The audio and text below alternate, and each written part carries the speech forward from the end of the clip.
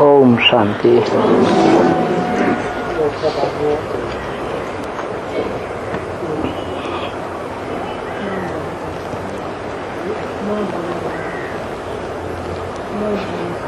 जड़ी बूटी है ना, जड़ी बूटी के छोटे छोटे टुकड़े होते हैं। तो बाबा के भी छोटे छोटे रात्रि क्लास हैं। 15/11/68 का रात्रि क्लास।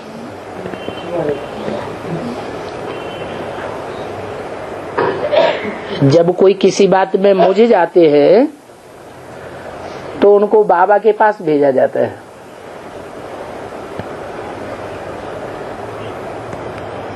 ताकि उनकी मुझान दूर हो जाए।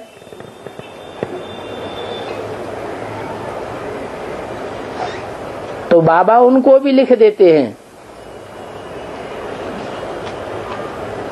मुझान दूर करने के लिए सबसे बड़ी बूटी है मनमना भव। क्या? मेरी याद में टिक जाओ। मेरी याद में टिक जाएंगे तो सब प्रश्नों का समाधान हो जाता है। बाकी जो बात नहीं समझते हो तो आगे चल करके समझ जाएंगे। पढ़ाई तो चालू है ना, कोई जरूरी थोड़ी है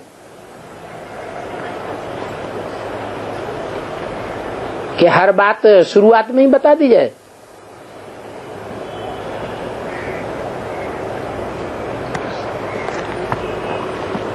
कभी खिटपिट में नहीं पढ़ना चाहिए।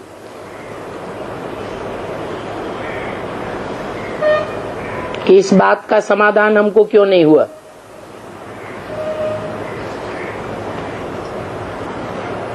नब्बे 95% बातों का तुम्हारा समाधान हो गया और 2-5 बातें रह गई। तो खिटपिट में पढ़ने की क्या दरकार है।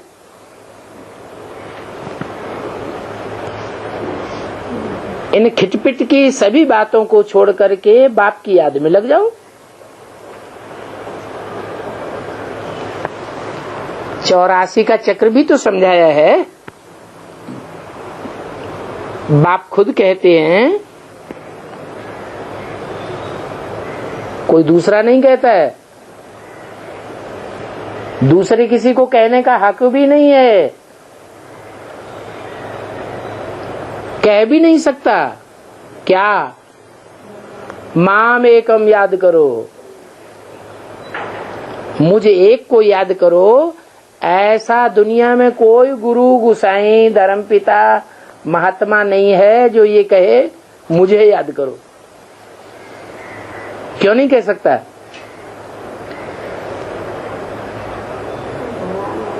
क्योंकि कोई भी संपन्न नहीं है, कोई भी भगवान नहीं है। भगवान तो सिर्फ एक ही होता है।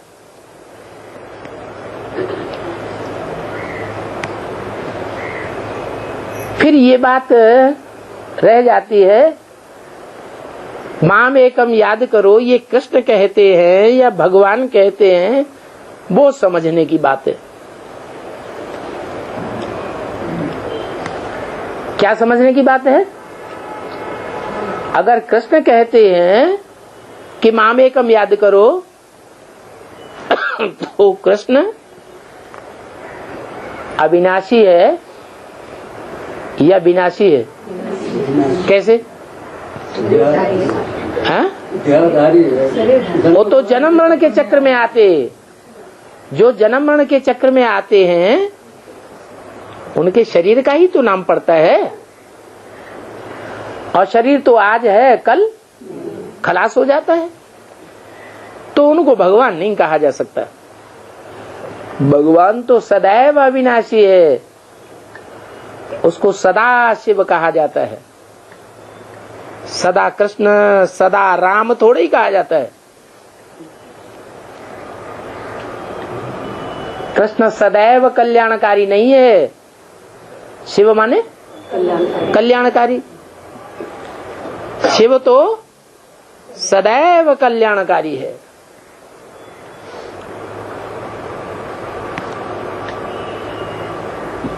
ऐसा कोई क्षण नहीं है कि शिव कल्याणकारी न हो।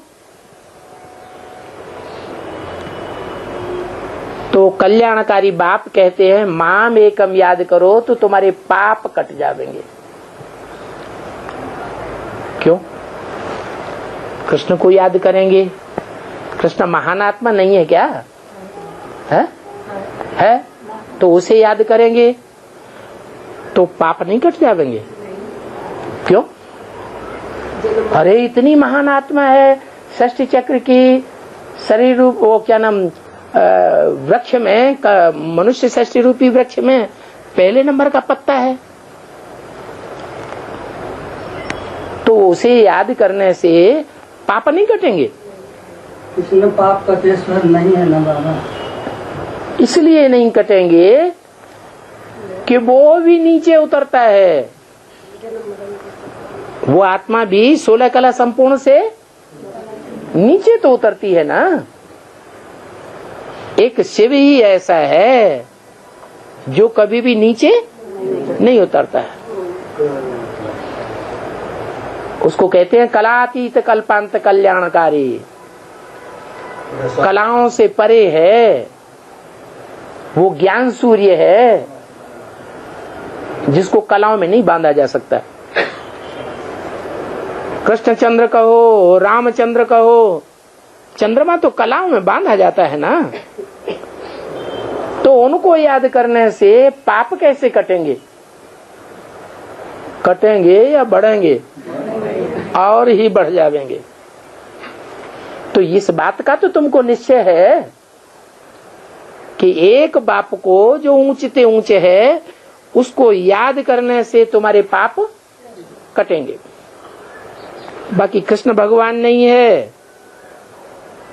ये रोला तो सारी दुनिया में फैल गया है। क्या? गीता की ढेर टीकाएं की गई हैं,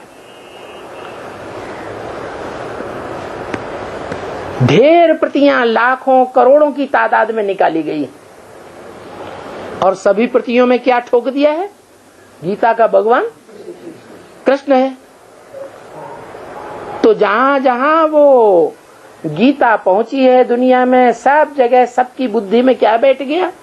गीता का भगवान कृष्ण है। तो सारी दुनिया में रोला फैला हुआ है। बाप ने समझाया है, वो सब है भक्ति मार्ग। ये है ज्ञान मार्ग। ज्ञान मार्ग कहते हैं समझ के मार्ग को। बेसमझी से कह देते हैं कृष्ण गीता का भगवान है। भक्ति में हार और जीत, उसमें अंतर ही नहीं कर पाते। ज्ञान में है जीत और भक्ति में है हार। भक्ति में होता ही गिरने का है। 2500 से भक्ति करते चले आए, मनुष्यों की मेंटलिटी गिरती ही चली गई। ज्ञान में मेंटलिटी चढ़ती है, मन बुद्धि की सदगति होती है। सदगति माने ऊपर चढ़ना, दुर्गति माने नीचे गिरना। तो ये भी काफी बातें हैं समझने की। ज्ञान को नॉलेज कहा जाता है। अगर ज्ञान में नॉलेज न हो, सच्चाई की जानकारी न हो, तो ज्ञान काहे का? ज्ञान माने जानना, जानकारी काहे की जानकारी? झूठ की जानकारी। अरे झूठ तो आज है, कल नहीं रहेगा। सारी दुनिया में झूठ व्याप्त है। तो ये झूठ खंड की दुनिया क्या रहेगी? नहीं रह सकती। जो सत्य है वो सदैव रहता है। और जो असक्त है उसका नाश जरूरी है। पढ़ाई शास्त्रों की भी है और पढ़ाई यह ज्ञान की भी है, परंतु वो शास्त्रों की पढ़ाई में और ज्ञान की पढ़ाई में खास अंतर क्या है? झूठे वो पढ़ाई अनेक मनुष्यों के द्वारा पढ़ाई जाती है, अनेक गुरुओं ने शास्त्र लिखे हैं, वो विविचारी ज्ञान है, अनेकों के द्वारा सुनाया गया, अनेकों के द्वारा सुना गया, वो हो गया विविचारी ज्ञान। और ये एक के द्वारा सुना जाता है। ज्ञान देने वाला सिर्फ एक ही भगवान है, वो हमारा बाप है। शास्त्रों की पढ़ाई में अहम ऑब्जेक्ट कुछ भी नहीं होती है। होती है क्यों? गीता का पाठ करने वाले जब ब्राह्मण लोग गीता पाठ करते हैं, गीता का ज्ञान सुनाते हैं, तो कहते हैं नर अर्जुन को ऐसा ज्ञान भगवान ने दिया कि नर से नारायण बना, नारी से द्रौपदी लक्ष्मी बनी। तो लक्ष्य नहीं दिया क्या गीता ज्ञान का? है लक्ष्य तो दिया, लक्ष्य तो दिया, लेकिन लक्ष्य देने वाला कौन है? वही कृष्ण। कृष्ण जिसके लिए कहते हैं हे कृष्ण नारायण वासुदेव।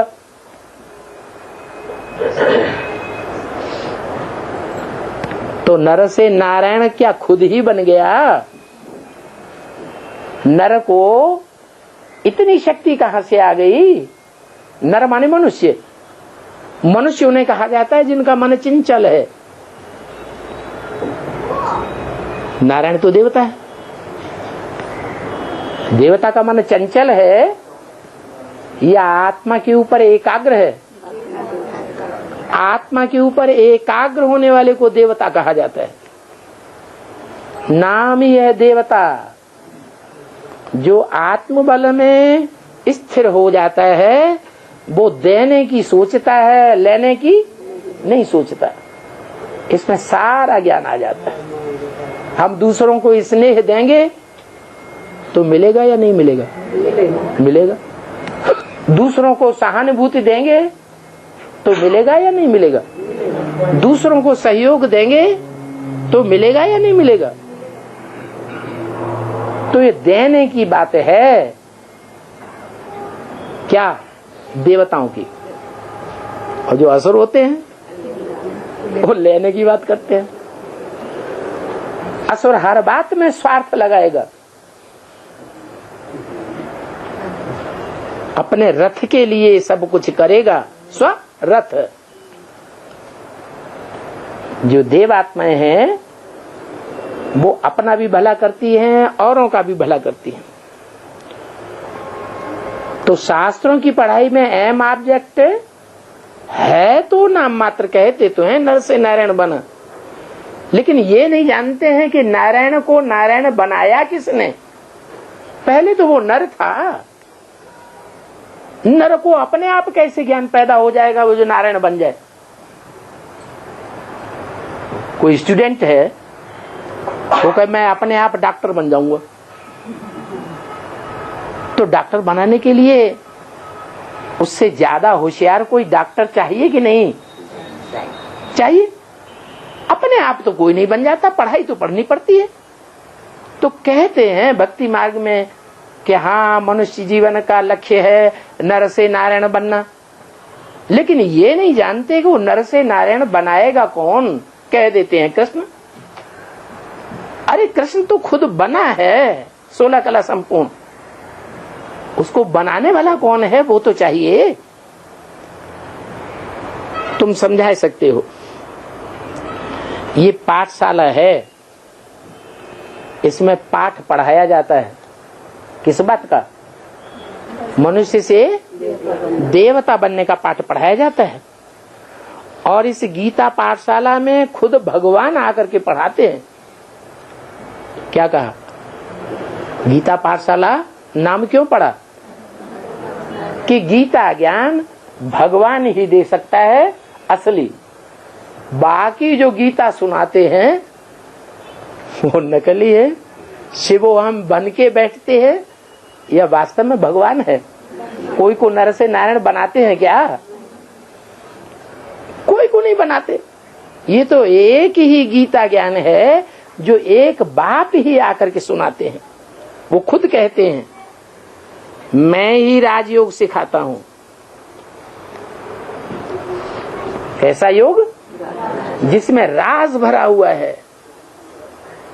नर से नारायण बनने का राज है। ये राज और कोई समझा ही नहीं सकता है। इसको रूहानी नॉलेज कहा जाता है। दुनिया में जो नॉलेज दी जाती है वो कैसी नॉलेज है? वो जिस्मानी नॉलेज है। डॉक्टर लोग हैं, बड़े बड़े वैज्ञानिक डॉक्टर हैं,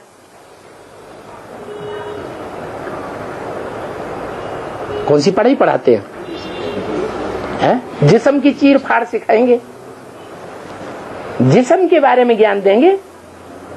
आत्मा के बारे में तो उन्हें कोई ज्ञान है भी नहीं। तो वो है जिस्मानी नॉलेज। जिस्म विनाशी तो नॉलेज भी विनाशी। इस जन्म में डॉक्टरी पढ़ ली किसी ने, इंजीनियरिंग पढ़ ली, वकालत पढ़ ली, जिस्मानी नॉलेज है ना। जिस्म है तब तक नॉलेज का फायदा मिलेगा, और जिस्म छूट गया नॉलेज खत्म। तो अल्पकाल की, अति अल्पकाल की नॉलेज हुई। और रूहानी नॉलेज तो ऐसी है कि रूह हमेशा रहेगी या कभी रहेगी कभी नहीं रहेगी। रूह तो हमेशा ही है और हमेशा ही रहेगी। तो वो रूहानी नॉलेज का फायदा ये है कि ये जन्म जन्मांतर के लिए नॉलेज बाप देते हैं। ये कैसे? बाप तो कहते हैं मैं 21 जन्मों के लिए विश्व की बादशाही देता हूँ, सुखधाम की जानकारी देता हूँ, सुखधाम में ले जाता हूँ। 21 जन्म के लिए सुख मैं देता हूँ। जन्म जन्मांतर का कहाँ देता हूँ?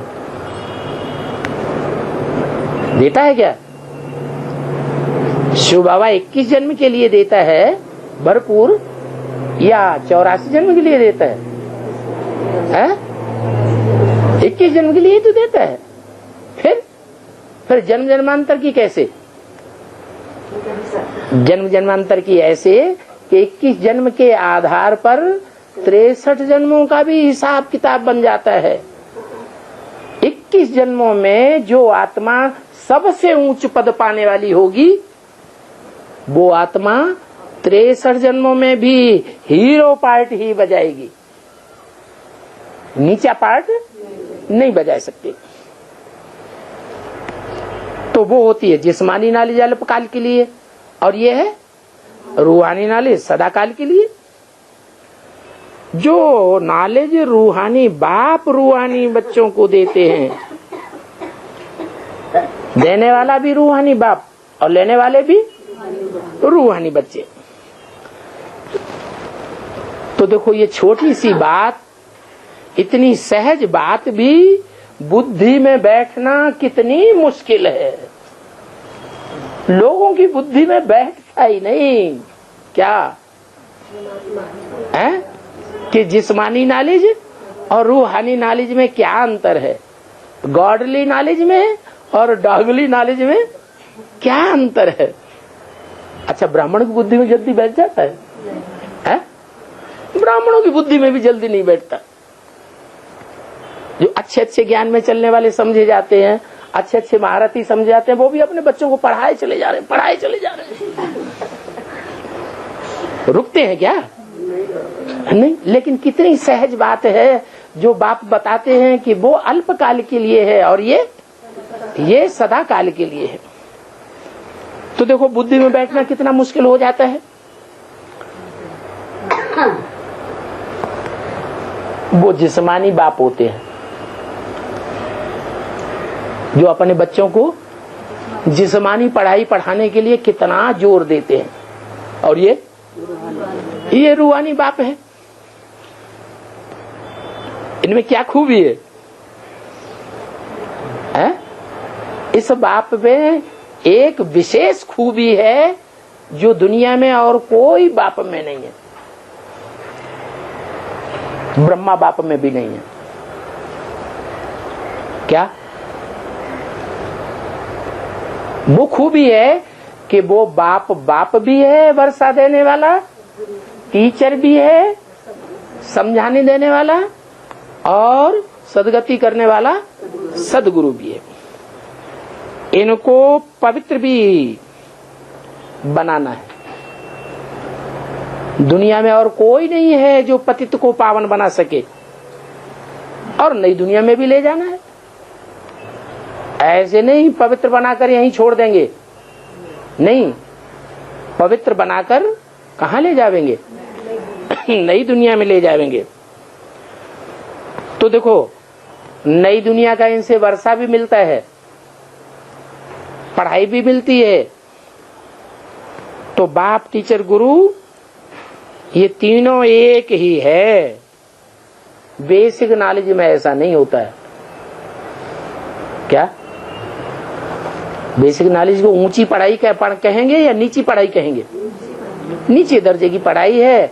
उसमें ये बात नहीं है कि जो पढ़ाने वाला है वो बाप भी हो, टीचर भी हो और सदगुरु भी हो। कौन था? है? ब्रह्मा। ब्रह्मा प्रैक्टिकल में था ना पढ़ाने वाला। शिव बाप तो था प्रवेश, लेकिन जिसमें प्रवेश था उनका नाम क्या दिया? ब्रह्मा। लेकिन क्या वो बाप था? वर्षा देने वाला बाप तो था नहीं। ज्ञान का बीजारोपण करने वाला पहले बाप ज्ञान का बीजारोपण करता है। तो क्या ब्रह्मा ने ज्ञान का बीजारोपण किया? नहीं, ब्रह्मा भी रचना है। किसकी? रचयिता बाप की। उस ब्रह्मा को भी यज्ञ के आदि में ज्ञान का बीज किसने बोया? बाप ने बोया। वो ही बाप पहले गुप्त होता है या पहले से ही प्रत्यक्ष होता है, बाद में प्रत्यक्ष? हर बच्चे के सामने माँ पहले प्रत्यक्ष होती है और बाप बाद में प्रत्यक्ष होता है। तो ऐसे ही आदि में जो ज्ञान का बीजारोपण करने वाला था ब्रह्मा में, वो गुप्त था, और वही अंत में प्रत्यक्ष होता है बाप के रूप में, टीचर के रूप में और सदगुरु के रूप में। तो टीचर के रूप में बैठ शिक्षा देते हैं। ऐसा दुनिया में कोई भी नहीं हो सकता जो बाप भी हो, टीचर भी हो, सदगुरु भी हो। बाप ज्ञान देंगे तो भी मनुष्य तन में ही आवेंगे। किसमें आवेंगे? हैं? किसमें आवेंगे? मनुष्य। अच्छा, तो ब्रह्मा मनुष्य नहीं था क्या? है? लेकिन क्या? वो तो था। मनुष्य जाति में माँ भी आ जाती है, स्त्री भी आ जाती है, पुरुष भी आ जाते हैं। दोनों को ही मनुष्य ही तो कहा जाता है। नहीं, मनुष्य उसे कहा जाता है जो मन का उपयोग करे। क्या? मन का उपयोग करे तो मनुष्य, और जो मन का उपयोग नहीं करते उनको क्या कहा जाता है? जानवर। जानवर मन चलाता है, संकल्प विकल्प करता है? नहीं करता है। तो ब्रह्मा को मंदिरों में किस रूप में बैठा दिया गया? शिव बाबा के मंदिर में ब्रह्मा को किस रूप में बैठाया गया? बैल के रूप में बैठा दिया।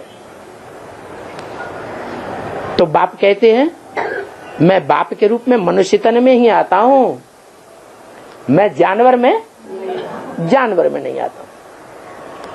अब जानवर में आने की तो बात ही नहीं है, जानवर बुद्धि की बात है।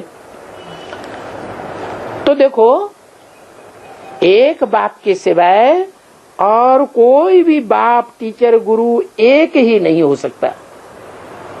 कोई धर्म पिता भी नहीं हो सकता, जितने भी धर्म पिताएं हुए हैं वो देहधारी धर्म पिताएं हुए ना, वो कोई भी बाप टीचर सदगुरु नहीं हो सकते। और ब्रह्मा भी बाप टीचर सदगुरु नहीं हो सकता। पहला धर्म पिता देहधारी धर्म गुरुओं में कौन है? ब्रह्मा। ब्रह्मा भी बाप टीचर सदगुरु नहीं, कोई भी धर्म पिता बाप टीचर सदगुरु नहीं। एक ही बाप है जिनके लिए गाया जाता है तुमेव माता च पिता त्वमेव। क्या वो एक ही बाप है जो माता के रूप में भी और पिता के रूप में भी बच्चों के सन्मुख प्रत्यक्ष होता है। अर्धनारीश्वर का जो रूप दिखाया गया है वो एक ही बाप का रूप है, जिसका वामांग माता के रूप में दिखाया जाता है और दायांग पुरुष रूप में दिखाया जाता है पिता के रूप में। वो विद्या कौन सी देते हैं? फिर वही बात रिवाइज कराई क्योंकि बच्चे कहीं भूल न जाए। विद्या कौन सी देते हैं? जिस्मानी विद्या नहीं देते हैं, रूहानी नॉलेज देते हैं। तो एक ही रूहानी बाप रूहानी विद्या देते हैं। इन बातों का कोई भी मनुष्य मात्र को पता नहीं है। वो कह देते हैं भगवान का नाम रूप देश काल है ही नहीं। अरे जब भगवान का नाम रूप देश काल होगा ही नहीं तो स्वर्ग कौन बनाएगा? नरक को स्वर्ग बनाने वाला फिर कौन रहेगा? कहते हैं शिवो हम ही शिव हैं, हम ही भगवान हैं, हम इस नरक की दुनिया को स्वर्ग बनाएंगे। 2500 वर्ष से ऐसे कहने वाले कितने गुजर गए, आए और चले गए, और दुनिया स्वर्ग की जगह और ही नरक बनती चली गई। कह देते हैं कि भगवान नाम रूप से न्यारा है। असली भगवान तो हम हैं जो प्रैक्टिकल में कार्य करते हैं, दुनिया का सुधार करते हैं। हम नरक की दुनिया को स्वर्ग बनावेंगे। बाप कहते हैं अरे दुनिया में ऐसी कोई चीज नहीं होती है जिसका नाम रूप देश काल न हो। भगवान भी षष्ठी पर आएगा तो नाम लेकर के ही आएगा, कोई रूप लेकर के ही आएगा, कोई देश विशेष में ही आएगा, कोई काल विशेष में आवेगा, तब तो परिवर्तन करेगा दुनिया का। नहीं तो दुनिया का परिवर्तन कैसे हो सकता है? तो वो तो ऐसे कह देते हैं कि भगवान का कोई नाम रूप देश काल नहीं है। इसलिए तुम कोई को समझाते हो तो बहुत डिबेट करते हैं, उनकी बुद्धि में जल्दी बैठता ही नहीं है। जो बाप टीचर गुरु है वो सर्वव्यापी कैसे हो सकता है? बाप सर्वव्यापी हो जाए तो वर्षा कैसे देगा? सारे ही वर्षा देंगे क्या? कीड़े मकोड़े हमें वर्षा देंगे क्या? कीड़े मकोड़े कुत्ते बल्ले हमें जन्म देंगे क्या? अरे कुत्ते बिल्ले हमें जन्म देंगे, कुत्ते बिल्ले भी भगवान है, कीड़े मकोड़े भी भगवान है, हर मनुष्य भगवान है। तो हम एक की औलाद है कि अनेकों की औलाद हो गए? अरे भगवान को तो हेवनली गॉड फादर कहा जाता है। वो सर्वव्यापी कैसे हो सकता है? उनका नाम रूप एक ही चला आता है। क्या है? उनका नाम है शिव। शिव नाम तब पड़ता है जब इस दुनिया में आके कल्याण करते हैं, और एक दो का नहीं कल्याण करते हैं। 1 2 4 8 10 20 50 का कल्याण करते हैं या सारी दुनिया का कल्याण करते हैं? सारी दुनिया के मनुष्य मात्र का ही नहीं, पशु पक्षी प्राणी जड़ सब का कल्याण कर देते हैं। जड़ प्रकृति भी सतो प्रधान बन जाती है, इसलिए उनका नाम शिव है। रूप भी एक ही है, और देवताओं की मूर्तियां बनाएंगे भिन्न भिन्न रूप की, और शिव का लिंग ही बनाएंगे, और देवताओं की मूर्तियों की पूजा करेंगे, और मेरे लिंग की ही पूजा होती है। तो मेरा रूप हुआ ना। अगर रूप है ही नहीं तो मंदिरों में वो रूप रखा क्यों है? लेकिन समझते नहीं हैं। समझते हैं ये लिंग रूप जो है वो निराकार की यादगार है। अरे उसमें बिंदु भी तो रखा हुआ है। सोमनाथ के मंदिर में लाल पत्थर था लिंगाकार, उसमें स्टार के रूप में हीरा भी तो जड़ा हुआ था। तो बुद्धि में आना चाहिए ना, वो हीरा किसकी यादगार है? हीरा बिंदु की यादगार है। मेरी बिंदी का ही नाम शिव है। लिंग जिसमें प्रवेश करता हूं उसको आप समान बना देता हूं निराकारी, उसकी यादगार लिंग है। तो ऐसे नहीं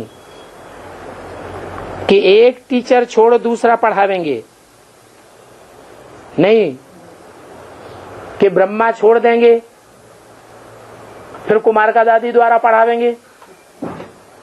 जैसे भक्ति मार्ग में समझते हैं एक गुरु मर गया तो उनका चेला गद्दी पे बैठ जाएगा, वो पढ़ावेगा। परंतु ऐसे तो होता नहीं। एक गुरु मर जाता है फिर दूसरा कर लेते हैं, ये कोई भक्ति मार्ग नहीं है। वहां तो टीचर भी मर जाते हैं, बाप भी मर जाते हैं, गुरु भी मर जाते हैं। अरे ये तो अमर कथा सुनाने वाला है, अमर बनाते हैं, अमर बाबा है क्या? अमर बाबा ये मरता नहीं है, हा? नहीं मरता है। अरे अगर मरता हो तो ये क्यों बोला इस सृष्टि पर सदा कायम कोई चीज है ही नहीं, एक शिव बाबा ही है जो इस सृष्टि पर सदा कायम है। ये ऑलराउंड पार्टधारी है। तो बाबा बाप भी है, वो हमारा टीचर भी है, सदगुरु भी है। इस बात का बीज हरेक मनुष्य आत्मा में डाल देना चाहिए। ये समझाने में बड़ा वंडर भी लगता है। और कोई को तो बाप टीचर गुरु नहीं कहेंगे। इस बात पर अच्छी रीति विचार करना है, ये ठीक बात है। पूछो इस बात को भूलते तो नहीं हो, तो विचार जरूर चलेगा। ये पॉइंट समझाते तो बहुत अच्छा था, बहुतों को भूल जाता है। पढ़ाई कोई भी हालत में नहीं बच्चों को छोड़ना चाहिए। क्या नहीं तो रेगुलर हो जाते हैं। कभी पढ़ाई पढ़ेंगे, कभी नहीं पढ़ेंगे। तो टीचर का रिगार्ड मिलेगा उनको? टीचर कौन से बच्चों को रिगार्ड देता है? कितना भी बुद्धू बच्चा हो, लेकिन अगर रेगुलर और पंक्चुअल पढ़ाई पढ़ता है तो टीचर समझता है ये मेरे को महत्व देता है, पढ़ाई को महत्व देता है। तो टीचर की अनुकंपा उन बच्चों को मिलती रहती है, टीचर उन बच्चों को याद करता है। ये भी बाप है। पढ़ाई तो छोड़नी नहीं है, बल समझ की वो ही बातें हैं। एक ही बात रोज मुरली में आती है। बाप कहते हैं जो एक बात मुरली में रोज आती है, अपन को आत्मा समझ मुझ बाप को याद करो, ये कंप्लीट कर ली। जब कंप्लीट ही नहीं कर ली तो वो बात बार बार आती है, तो इस बात पर गहराई से विचार सागर मंथन करना चाहिए ना, कि रोज रोज वही बात क्यों समझाते हैं। क्योंकि बाप तो एक ही बात रोज कहते हैं, मन मना भव रोज समझाते हैं। बाकी बीच बीच में नई नई पॉइंट जरूर सुनाते हैं।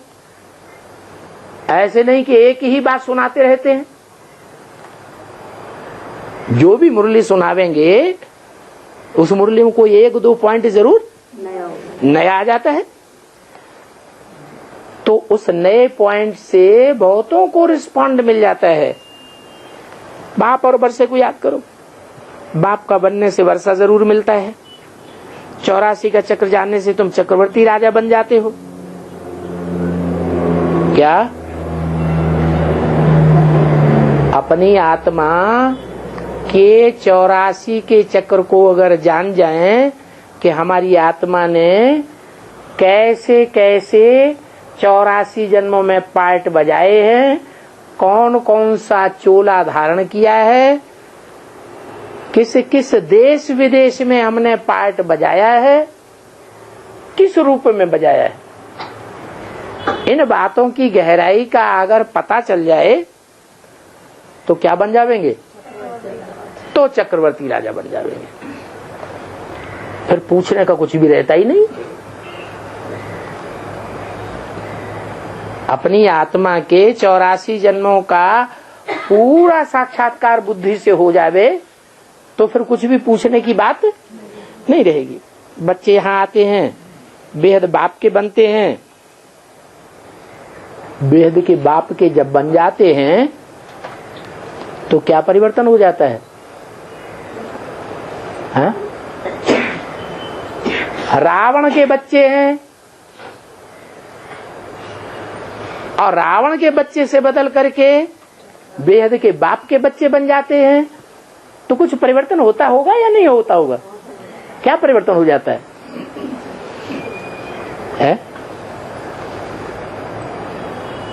अरे रावण के बच्चे हैं तो देह जरूर याद आती रहेगी, देह के संबंधी जरूर याद आते रहेंगे, देह के पदार्थ रसगुल्ला वसगुल्ला जरूर याद आता रहेगा, घर मकान याद आता रहेगा। अगर वेद के बाप के बन गए तो देह भी भूल जाएगी, देह के संबंधी भी भूल जाएंगे, देह के पदार्थ भूल जाएंगे। अपन को क्या समझ लेंगे? हम आत्मा है, सिवाय बिंदु ज्योति बिंदु आत्मा और बाप के और कुछ भी याद ना आए। तब कहेंगे किसके बच्चे बने? वेद बाप के बच्चे बने। तो ये निशानी है। क्या कहते हैं? हम तो बाबा के बन गए, कह देते हैं ना, मोस्टली ऐसे कह देते हैं, हम तो एक ही बाबा के बन गए, हमारा तो एक बाबा, दुनिया में कोई दूसरा हमारा नहीं है। हाँ, तो बाबा परिभाषा बताते हैं, जो एक बाप के बन गए तो उनकी निशानी क्या होगी? देह को, देह के संबंधों को, देह के पदार्थों को भूल जाएंगे। सिर्फ क्या रह जाएगा? आत्मा। बाप भी आत्मा और हम भी आत्मा। रावण को देह दिखाई जाती है लंबी चौड़ी, तो हम रावण के बच्चे हैं तो देह जरूर याद आएगी। ये निशानी है रावण के बच्चों में और हाँ रूहानी बाप के बच्चों में। तो बाप को याद करते करते जब तुम्हारे सभी पाप भस्म हो जाते हैं तब तुम आत्मा बन जाते हो। क्या कहा? जब तक सब पाप भस्म नहीं हुए हैं योगाग्नि में, तब तक तुम आत्म की स्थिति में सदैव नहीं टिक सकते। भक्ति मार्ग में मनुष्यों को आदत पड़ गई है। क्या क्या आदत पड़ गई है? देहधारी को याद करने की। बहुत सी ब्रह्मा कुमार कुमारियां हैं जिनको बाबा ने कितना समझाया, अपन को आत्मा समझो, आत्मा के बाप बिंदु को याद करो। बेसिक में यही तो समझाया जाता है। क्या? कि तुम हो आत्मा और तुम्हारा बाप भी ज्योति बिंदु आत्मा। ये बेसिक नॉलेज हो गई। रोज बाबा पढ़ाते थे, बच्चों को बाप का प्यार मिलता था माँ के रूप में। तो बहुत से बच्चों ने बिंदु को याद किया या ब्रह्मा बाबा में ही लटक के रह गए। अब ब्रह्मा बाबा में लटक के रह गए। बल मुरली बोलती है रोज, इन ब्रह्मा का फोटो भी नहीं रखना है। अगर ब्रह्मा का फोटो रखेंगे तो पतित हो जाएंगे, तुम्हारा पद भ्रष्ट हो जाएगा।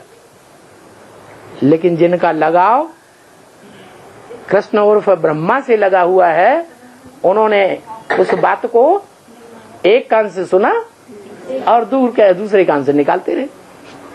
तो वही बात बताई कि भक्ति मार्ग में मनुष्यों को आदत पड़ जाती है। किस बात की? देहधारी को याद करने की। ऐसी आदत जिनको पड़ गई है उनके लिए फिर भक्ति मार्ग में कहते भी हैं, गाते भी हैं, राम के भक्त रहीम के बंदे हैं दोनों आंखों के अंधे। कृष्ण को, राम को कितना याद करते हैं। सिर्फ राम कृष्ण को ही नहीं, भिन्न भिन्न नाम रूपों में याद करते रहते हैं। बाबा के कितने चित्र आदि बना दिए हैं। इसलिए आधा कल्प के मुझे हुए हैं। जहां जावे फिर भी उल्टा भक्ति मार्ग में चले जाते हैं। बाप आकर सभी को रास्ता बताते हैं। अच्छा, रूहानी बच्चों को रूहानी बाप दादा का याद प्यार गुड नाइट, रूहानी बच्चों को रूहानी बाप की नमस्ते। पेट नहीं भरा बाबा का, फिर दोबारा बोलना शुरू कर दिया। ये है चैतन्य फूलों का बगीचा। क्या वो होते हैं जड़ फूल भांति भांति के, और ये है चैतन्य फूलों का बगीचा। जैसे बाप के दिल में ये ख्याल आता है, मैं बड़ा बाप हूं, बेहद का बाप हूं, ख्याल आता है ना। तो बड़ा किससे कंट्रास्ट किया? हा? कोई छोटे से कंट्रास्ट किया होगा ना। मैं बेहद का बाप तो हूं, लेकिन बड़ा बाप हूं। इसका मतलब बेहद का कोई दूसरा बाप भी है, लेकिन वो बड़ा बाप नहीं है। तो बाबा के दिल में ये ख्याल आता है कि मैं बेहद का बड़ा बाप हूं,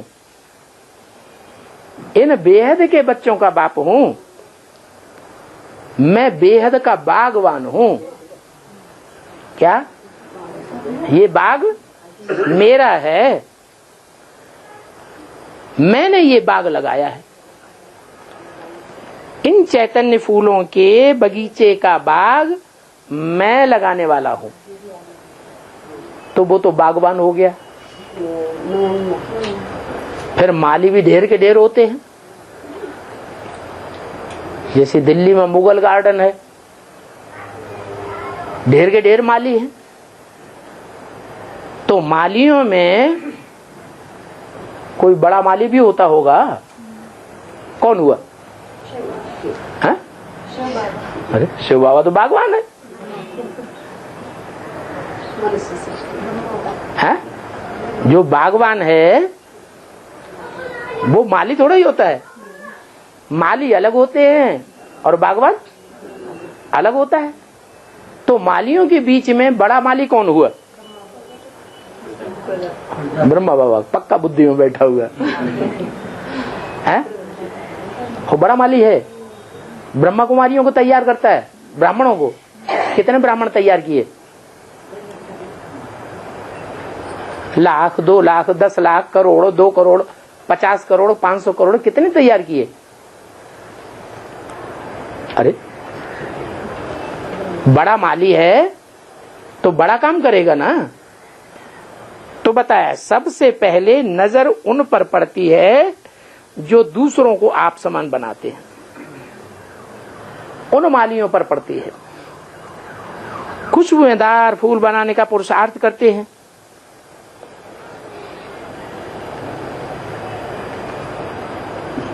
बगीचे में अनेकों प्रकार के फूल होते हैं, लेकिन जो माली बढ़िया बढ़िया रूहे गुलाब तैयार करते हैं, उनके ऊपर बाप की नजर जाती है। परंतु ऐसे रूहे गुलाब बनावेंगे वही जो खुद ऐसे फूल बने हुए होंगे। तो अपने दिल में समझना है, मैं किस प्रकार का फूल हूं। बाप के दिल पसंद हूं या बाप की नजर से दूर रहने वाला आक का फूल हूं? हैं? आक का फूल बाप से दूर रहने वाला होता है। आक का फूल तो बाप के ऊपर चढ़ाया जाता है भक्ति मार्ग में।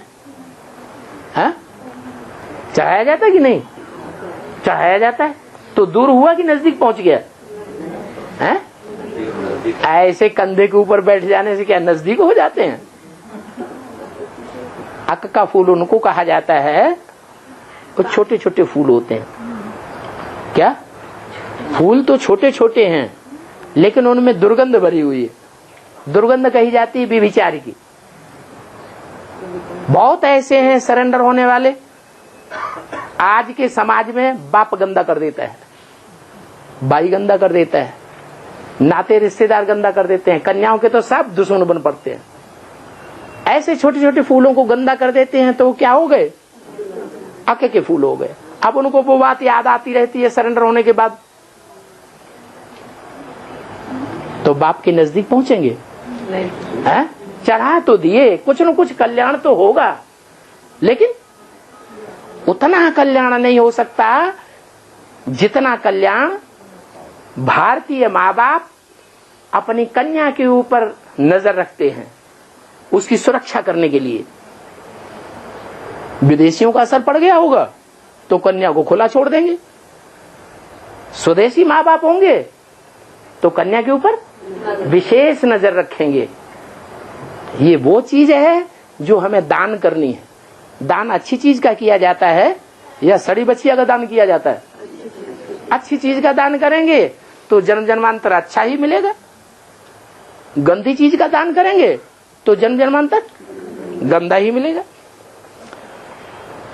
तो देखना है कि मैं बाप की नजर से दूर रहने वाला अक का फूल हूं।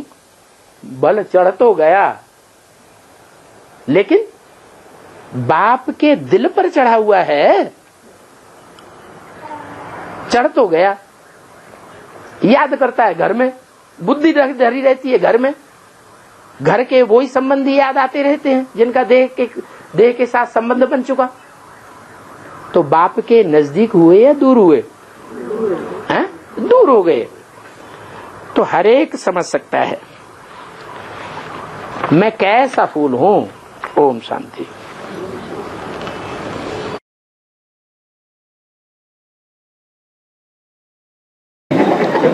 बड़ा हंगामा होना है, इतना हंगामा बढ़ता जाएगा जो सारा ही राज्य चला जाएगा।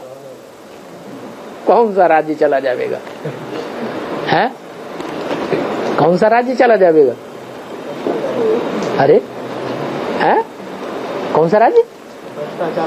हाँ, ये भ्रष्टाचारी सारा राज्य खलास हो जाएगा। मिलिट्री सब ये ही, मिलिट्री सब और तैनात हो जाएगी।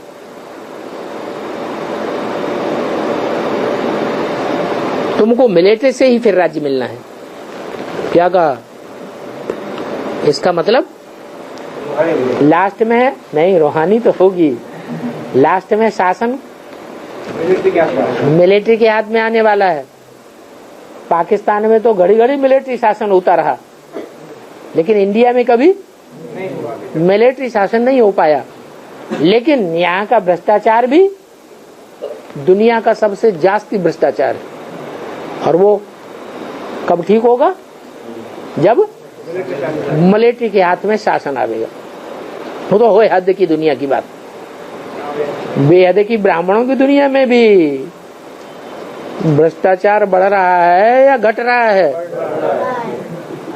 ये दुर्योधन दुशासन प्रकृति के मनुष्य पुरुष बाज आ रहे हैं या नहीं आ रहे हैं? यहाँ भ्रष्टाचार कौन सा है? हाँ, भ्रष्ट इंद्रियों से आचरण करना। तो ये भ्रष्टाचार ब्राह्मणों की दुनिया में खत्म हो रहा है कि और ही बढ़ रहा है? और ही दिन दूना रात चौगुना बढ़ता जा रहा है। जैसी दुनिया में शूटिंग हुई है तलब पहले वैसे ही होगी या बदल जाएगी? ड्रामा, ब्रॉड ड्रामा 5000 वर्ष का जैसे रिपीट हुआ है ऐसे ही शूटिंग होगी या दूसरी हो जाएगी? संगम युग आने से पहले कलयुगी भ्रष्टाचारी दुनिया में भ्रष्टाचार बढ़ता रहा है या घटता रहा है? बढ़ता रहा है। तो शूटिंग भी कैसी होगी?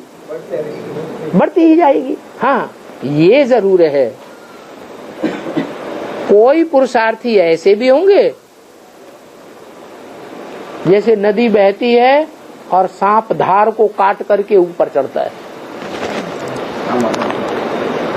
और बाकी जितने जीव जंतु होते हैं वो सब नदी की धार में बह जाते।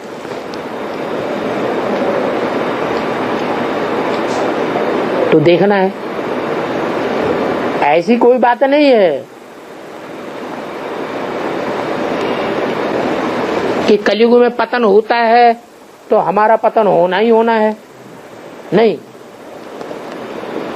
कलयुग में भी भले पतनोन्मुखी दुनिया है, तेजी से पतन हो रहा है, लेकिन हम चाहें तो अपने दुख को कंट्रोल कर सकते हैं,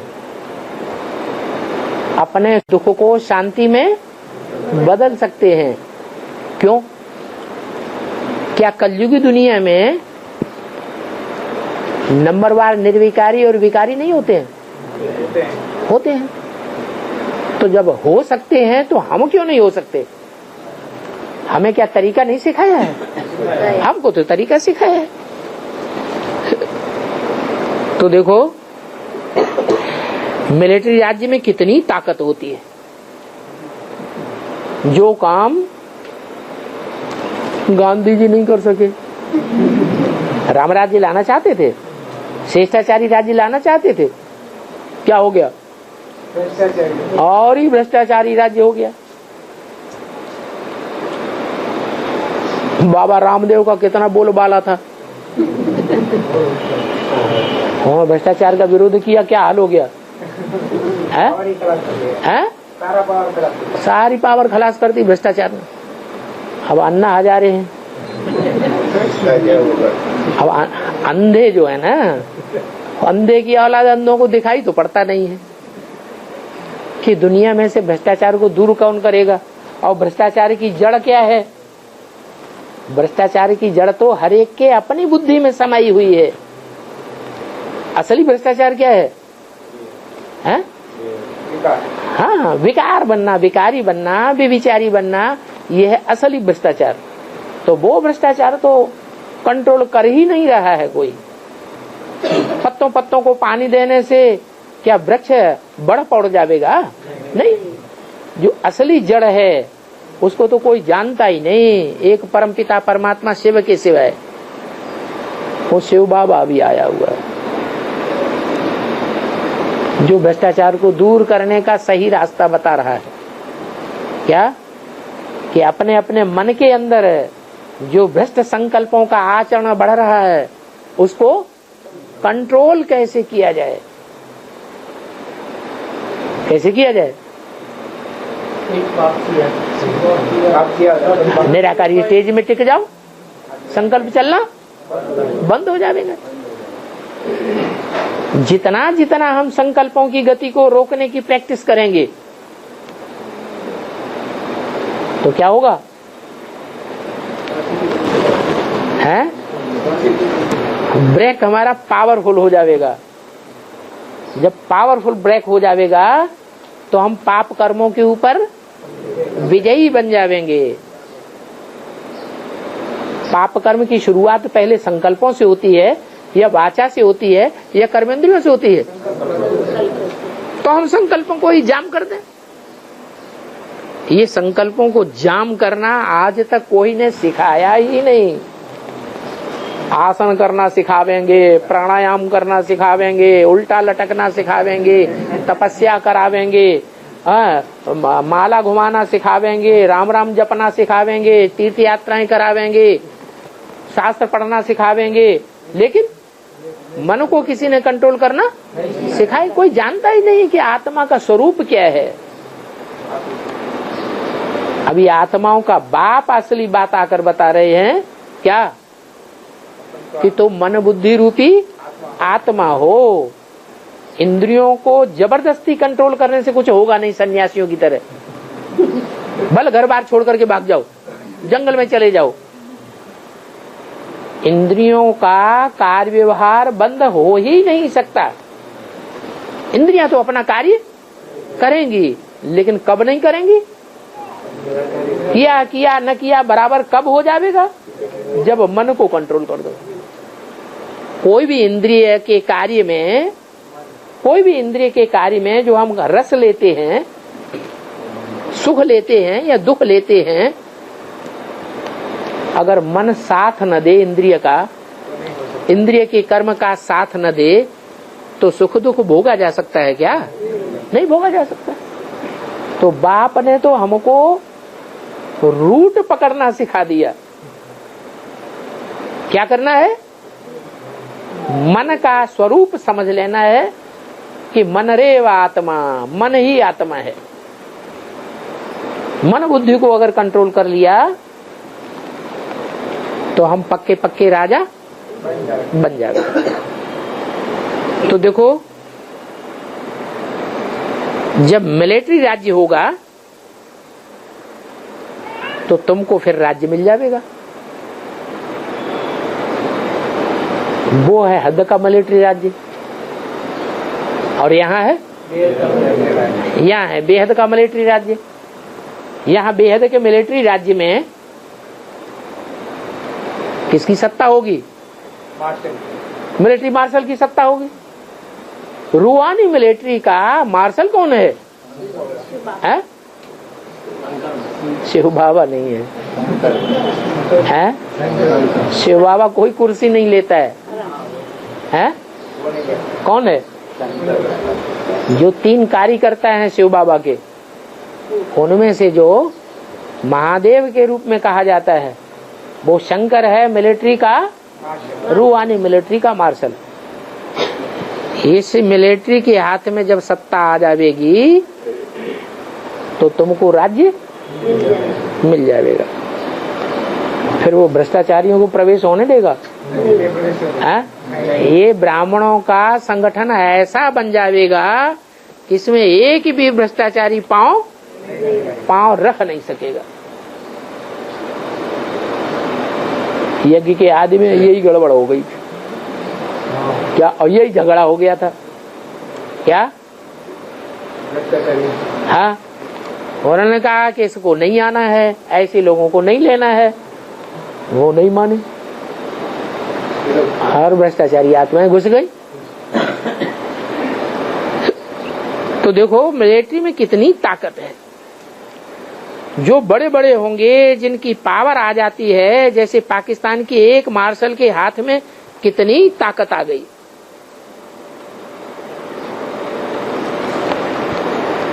ये भी ऐसे ही होना है क्या? क्या क्या ऐसे होना है? यहाँ बेहद की जो ब्राह्मणों की दुनिया में रूहानी गवर्नमेंट स्थापन होनी है, और रूहानी गवर्नमेंट में कितने प्रकार के ग्रुप हैं? जैसे दुनिया में 9 धर्म हैं, ऐसे ही ब्राह्मणों की दुनिया में 9 ग्रुप स्पष्ट दिखाई देंगे। 9 ग्रुपों के 9 मुखिया भी दिखाई देंगे, लेकिन वो सब अपनी अपनी चलाएंगे या एक के कंट्रोल में होंगे? पहले वो अपनी अपनी चलाएंगे,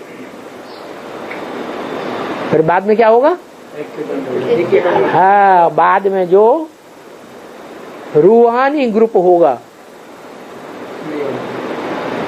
सूर्यवंशी ग्रुप होगा,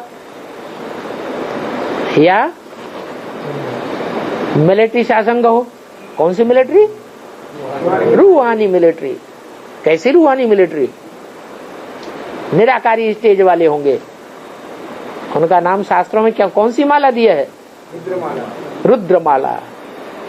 क्यों रुद्रमाला नाम दिया है? हाँ, उनको हाथ पांव नहीं दिखाए जाते हैं। रुद्रमाला में क्या दिखाया जाता है? सिर्फ मुख ही दिखाए जाते हैं। आत्मा कहाँ होती है? मुख में ही आत्मा होती है। माना उनकी ऐसी स्टेज बनेगी, ऐसी निराकारी स्टेज में स्थिर हो जाएंगे कि कर्मेंद्रियों से किए हुए कर्म का उनके जीवन में कोई प्रभाव नहीं पड़ेगा। कर्मेंद्रियां जैसे कि है ही नहीं। कर्म करते हुए भी कर्म किया नहीं किया। ऐसे निराकारी स्टेज वाले वो रुद्रमाला के मण के भक्ति मार्ग में सिमरण किए जाते हैं, सिमरण किए जाते हैं, पूजा नहीं होती है। क्या है? जैसे कोणार्क का मंदिर है, उसमें जो बाहर चित्र गंदे गंदे लगे हुए हैं उनकी पूजा होती है या नहीं होती है? हैं? बाहर के मंदिर में जो बाहर जो चित्र रखे हुए हैं उनकी पूजा नहीं होती। किनकी पूजा होती है? जो अंदर चित्र रखे हुए हैं स्वर्ग में, मंदिर के अंदर। मंदिर किस बात की यादगार है? संपूर्ण स्टेज की यादगार है मंदिर। तो मंदिर में जो चित्र रखे हुए हैं उनकी पूजा होती है। तो ऐसे रुद्रमाला के मण के वो विजयमाला में पिरोए हुए नहीं हैं, लेकिन निराकारी स्टेज वाले हैं।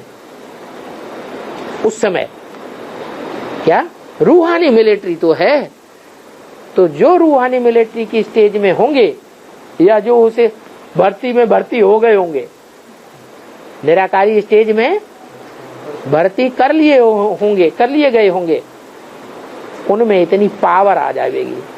कौन सी पावर?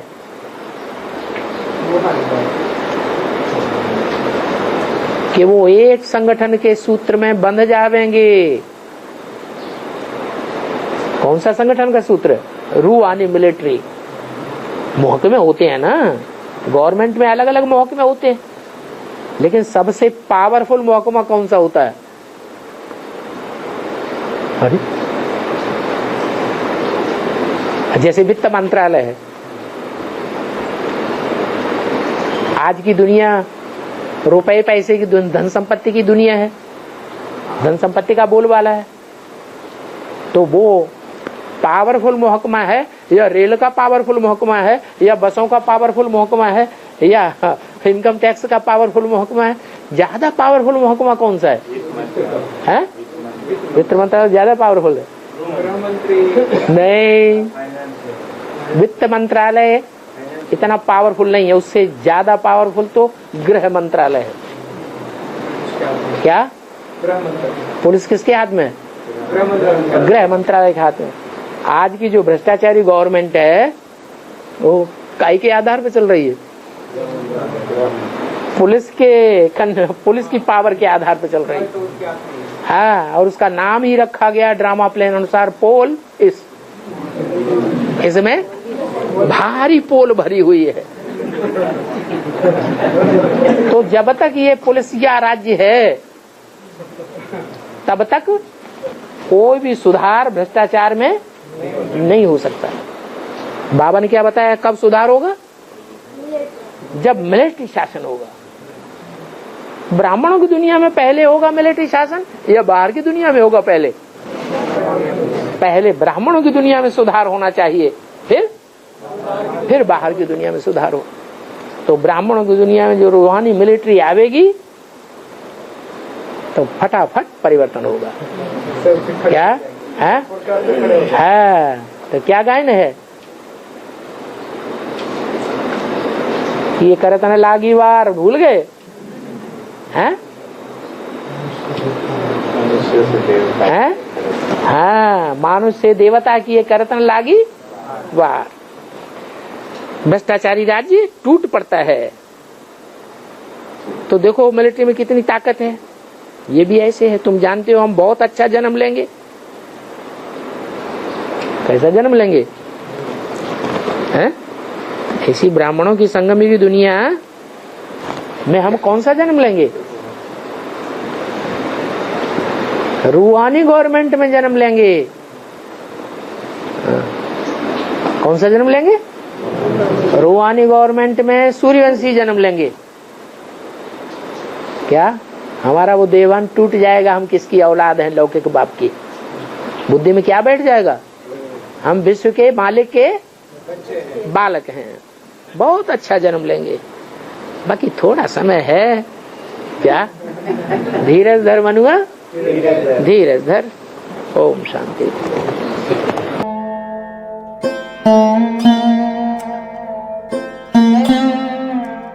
है।